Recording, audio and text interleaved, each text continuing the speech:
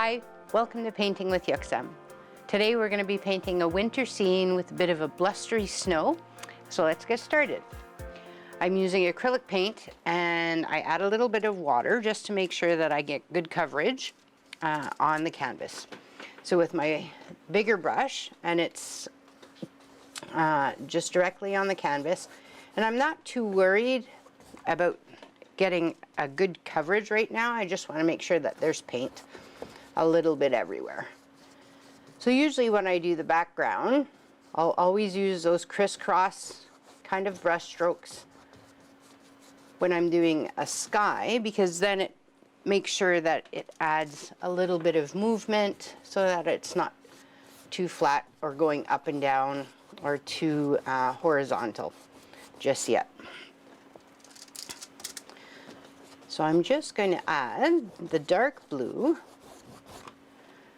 add a little bit of water just to get that nice first coat on there, and then I will be able to add some paint and the colors to it to get that direction.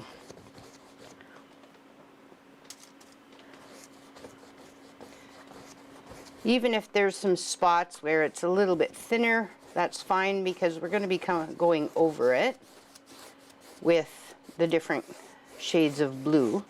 And down at the bottom, about where, I figure about 3/4 is where we're going to end the sky, and then we're going to get that horizon line there.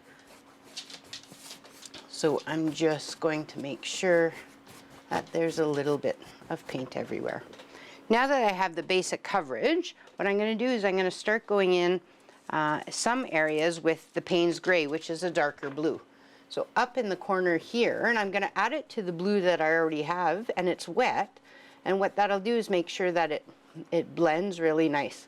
And then I'm going to start now with the sweeping almost curls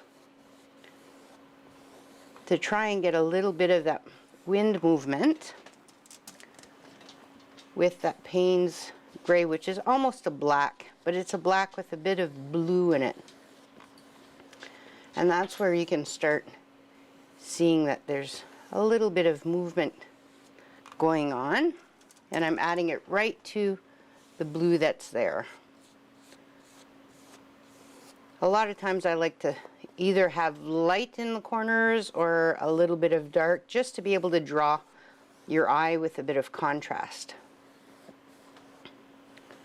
So seeing as though we're going to have the moon right about here, I want to keep some of that blue there and just have the swirls go around. So without washing my brush, now I'm going to go into a bit of a lighter blue, and then I'm just going to start bringing in more of that swirl, always coming in from the same direction and following those brush strokes. And what that'll do is that'll give you that, it'll blend the paint, but it'll also give you a really nice smooth transition. So I'm not too worried about over blending it or leaving too many streaks at this point. All I'm doing is going over it and making sure that I get a little bit of that color everywhere that I want it.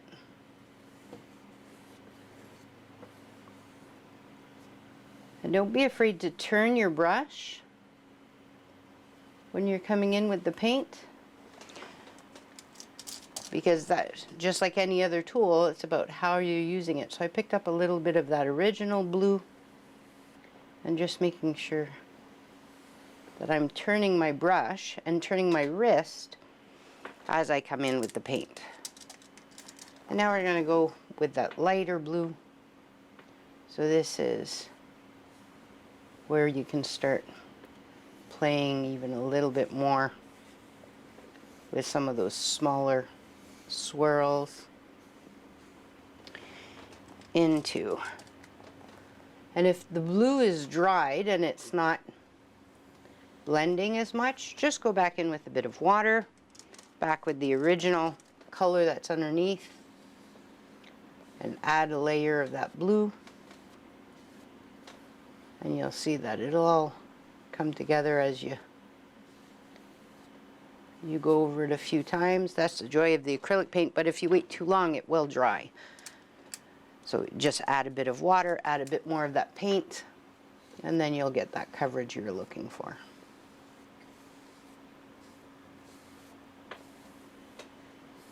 So one of the things that I'm going to try and do is create a balanced look where it's not too many swirls, that they're not too small or not too big, and that there is a little bit of movement going on. Just to make sure that we have those nice circles and that I'm following the patterns that we created. And those will come pretty much just however your brush decides to go. If you try and be too specific with it, especially at the beginning, a lot of times you'll find that you'll overwork it and then you'll get frustrated. So sometimes it's easier just to let it take on a life of its own and start playing around with what you want. Every once in a while, if you want a bit more of the dark, just pick that up and then come in and paint over it.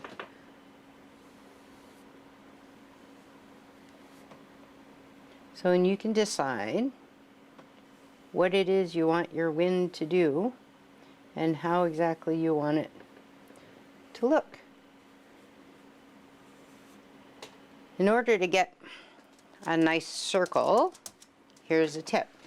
Is that sometimes you could just take your flat brush and all I do is turn it on itself. You could leave one corner on it in the same spot and you just turn it around, and then from there then you can go and create that swirl coming up from there, and that might help get some of those nice circles that we want to start seeing in the painting. So now you do want to, as your sky fills up, you do want to pay attention to those brush strokes and the areas where you need to cover them up a little bit more, trying to play between all the different types of blues that you have to make sure that you have that balance of color and a little bit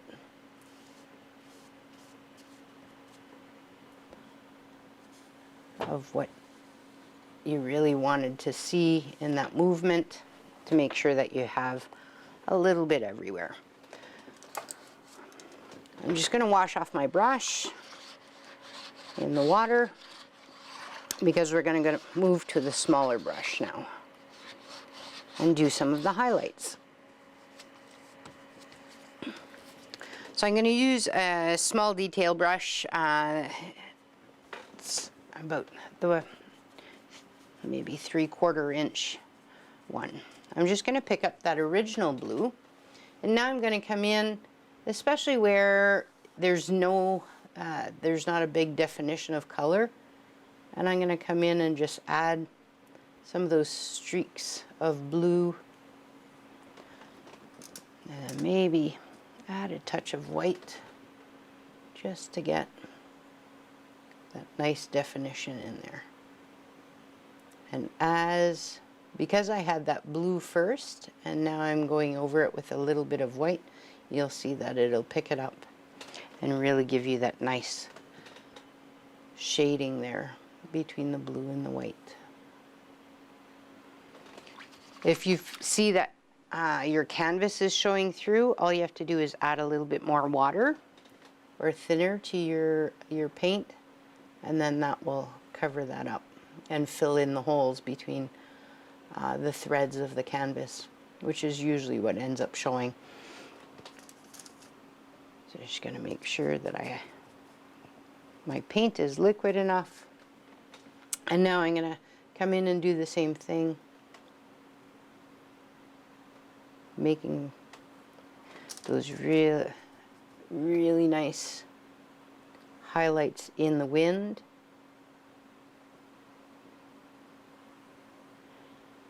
So because our moon is going to be up above here, what I want to do is highlight on the top side of those swirls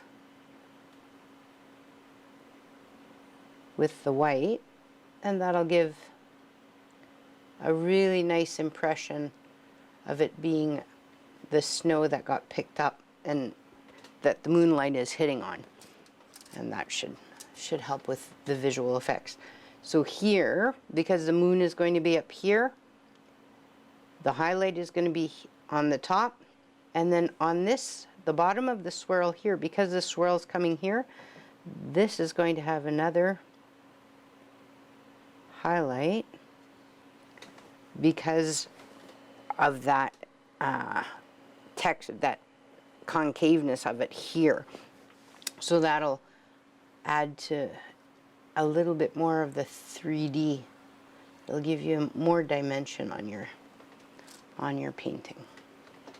And the same thing with this swirl here. Is that right? On the inside and on this one. That'll give a bit of an impression of having that swirl that has a little bit more substance that the light is hitting on.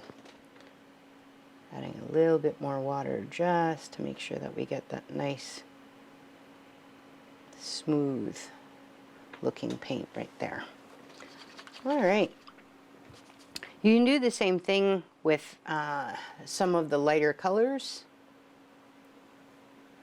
Is playing inside each of them, and that will just add a bit of dimension as well. So we're going to come in and add a bit of those blues. The trick is really to know when you have too many and when you don't have enough. And that's just a matter of stepping back every once in a while and seeing, okay, is there an area that's missing some color? Is there an area where I want to have a little bit more? See, in this area is really blue, so I'm just going to come in with a bit of a darker swirl on that one just to break it up. Something like that. So now what I'm going to do is I'm going to go back with the bigger flat brush, and we're going to paint in the moon. So this will take a couple of layers, so that's why we're going to start it now, and then it should have a little bit of time. It's going to pick up some of the blue that's already there, and that's fine because the background of that moon should really have a little bit more blue to it, so it'll just automatically shade it. So what I'm going to do is I'm going to pick the middle of the moon and then put a dot, and that's where my brush is going to stay. And I'm just going to turn my brush on that spot. And what that does is that it gives you that circle without too much effort. And now I can just go over it a couple of times, go one way and the other way, making sure, stepping back every once in a while to see if you have that right shape. So that's a pretty nice circle there as a base for our moon. So I can wash off my brush, and then we're going to come in with the smaller brush again. So with the smaller brush, I'm going to go and pick up some of that white, and I'm going to come around, especially on the edge,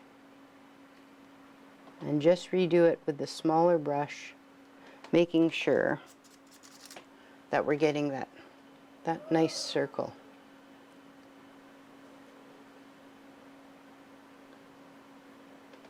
Like that. One of the ways when you're doing a defined line, and you'll see this a lot of times, is that the artists get paint, but it's because I steady my hand when I want to do it. I'll either steady it on the side, or sometimes you'll see artists use a stick and then they'll come in and rest their hand, because when your hand is resting, then it's not as shaky. So if you find that you're getting a shaky line because you're trying to get that detail, just wait for it to dry a little bit, or go in and steady it, and that will help. So now that I have the outside that's a little bit lighter, now we can come in and start doing some of the details on that moon. So the way that I like to do it is I just add white paint, and it'll blend as is there, but then I just start dabbing. And so it's a dab with a little bit of a drag in it. And I'll work kind of in the pattern of either a man in the moon or some in a triangle kind of area. So the way to get the craters is that you can go in with the same paintbrush. What I do is, with the darker color that's in there, is that I'll come in and I'll just add some darker spots with that same tone that we had for the other blues in the painting. So you'll see that as I dab, what it's going to do is pick up some of that blue, and it turns it into a really nice kind of blue-gray, even if I pick up some of the white. And then I'll go back with the white,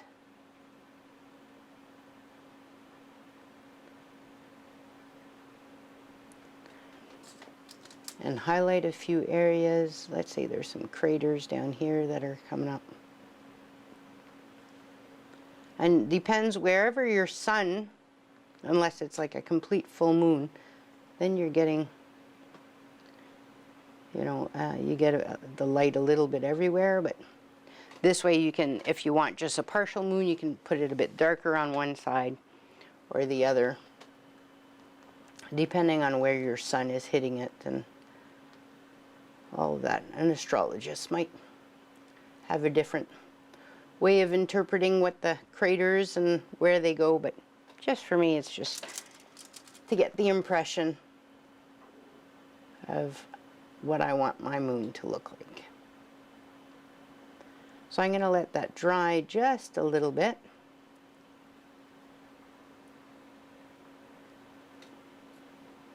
Now that I've got a little bit of all the colors, I might add a bit more blue just in some of the darker areas. I'll let it dry, and then I'm going to come back to do the highlights after. So what we're going to do is, down at the bottom, we're going to mirror some of the same colors. So I'm using my big brush. I've got a bit of water. I'm going to use that same dark blue, but I'm going to pick up some white. So it's the original blue that we used, and I just added some white to it.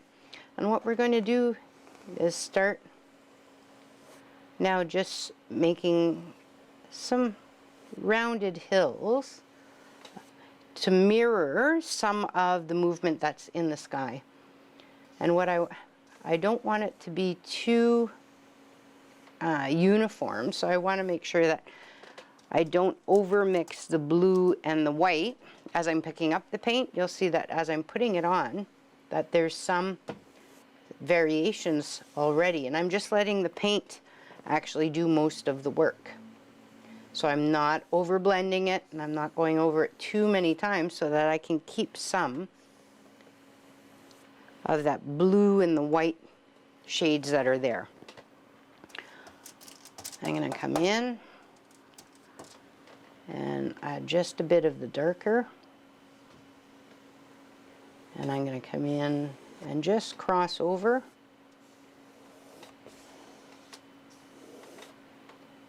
and still leaving a lot of, just going very gently in order to make sure that there is still that coverage there, and that the colors are blending. And then let's come in with the third one here. So whichever one is closest, you're going to want maybe a little bit more white at the top, just to get that reflection off of there.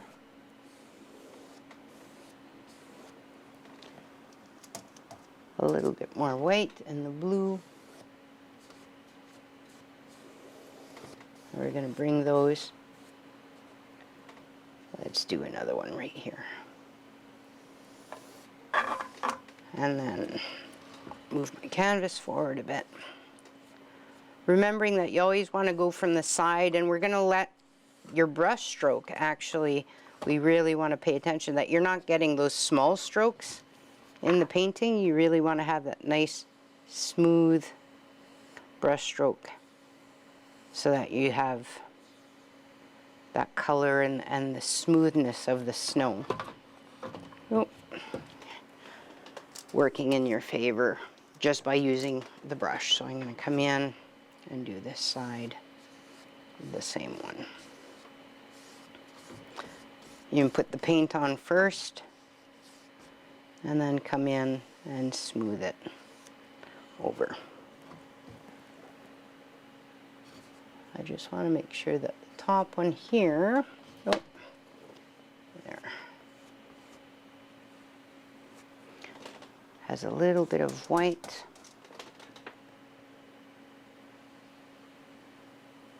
Like that. So now you have, because I created the first hill and then layered them crossing over, you'll get that impression of having the snow that has been there and has really created those nice lines that'll follow in the movement. Let's go in real quick with a bit of brown, and right about here, let's say there's a little cabin that's living here.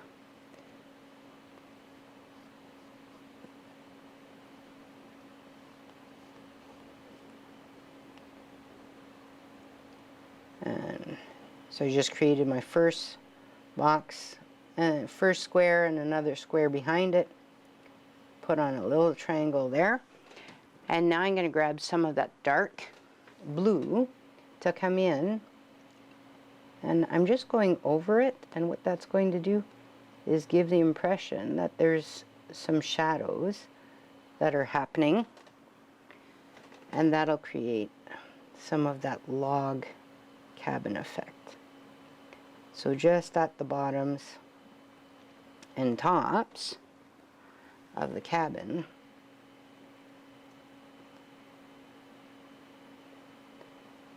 you can just, so these will be vertical boards.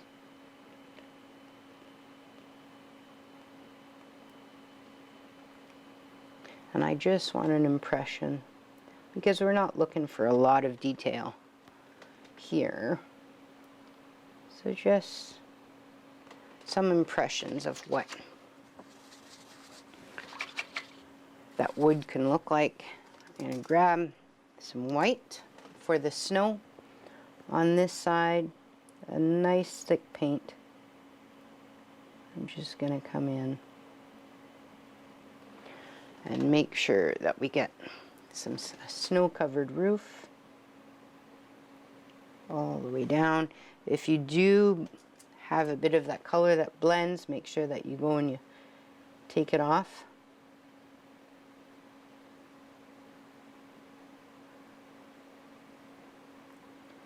Before you go too far.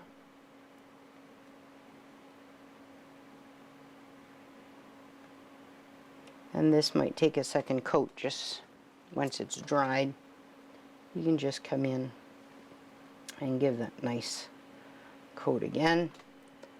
And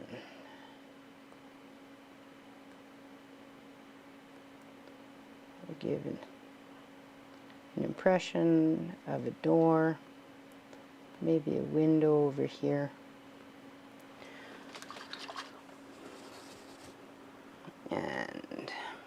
Now we're gonna just do a bit of shading on the snow. So using the white that's already there, all I'm going to do is add a little bit of a shadow of the blue. It'll pick up some of the white.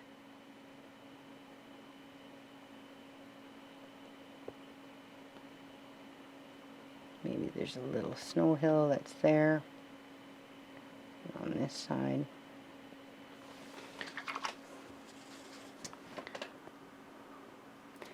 We should have enough time just to make maybe a little tree that's living, that's growing near here. I was just dabbing in some of that paint, especially with the dark. Maybe it has a little friend living there.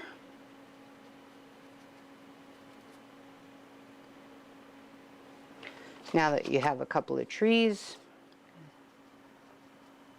just get some of the white with the gray, and every now and then just add at the top of the branches a little bit of snow.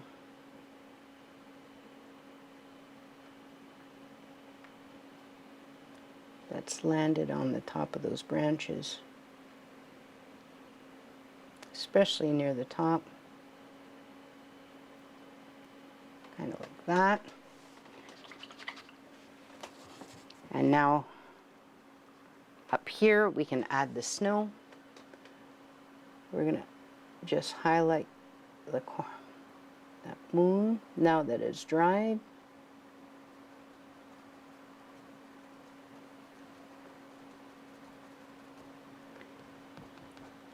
And just